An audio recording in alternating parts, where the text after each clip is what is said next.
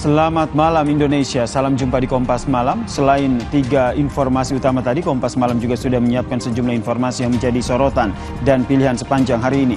Selengkapnya hanya di Kompas TV independen terpercaya. Saya Yasir Neneama bersama Anda. Kita ke informasi pertama di Kompas Malam, saudara.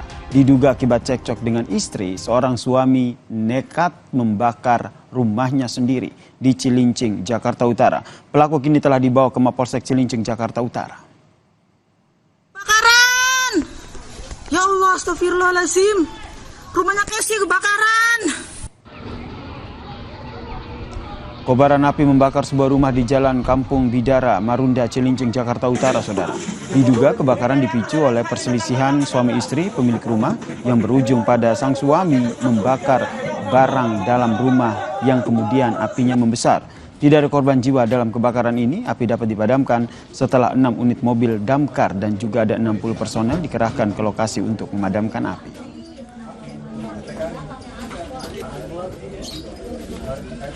Oh, bahannya ini nih. Nah, nggak tahu permasalahannya apa. Nah, si istri ini dapat informasi pergilah ke rumah kakaknya. Nah, si suami ini nyariin ke semua saudara-saudaranya. Pokoknya katanya dia bakar-bakar tuh, spray dibakar.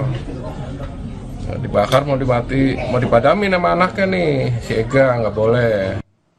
Saudara, pertandingan sepak bola antar kampung memperingati HUT kemerdekaan Indonesia di Cianjur, Jawa Barat berujung ricuh.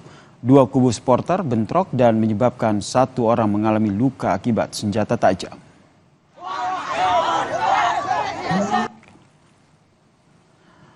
Dua kubu supporter masuk ke lapangan dan saling serang, saudara, usai pertandingan sepak bola antar kampung di desa Cibarebek dan juga di daerah Cibeber, Cianjur, saudara. Bentrokan dipicu karena kekecewaan salah satu supporter yang tidak terima klub bola jagoannya kalah. Sempat dilerai polisi namun pertikaian terus berlanjut. Bentrokan berhenti usai salah satu warga terluka.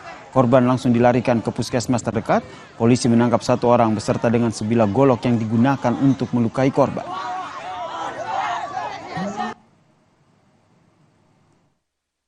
Ini baru bisa mengamankan yang jelas 1 orang yang diduga pelaku penganiayaan.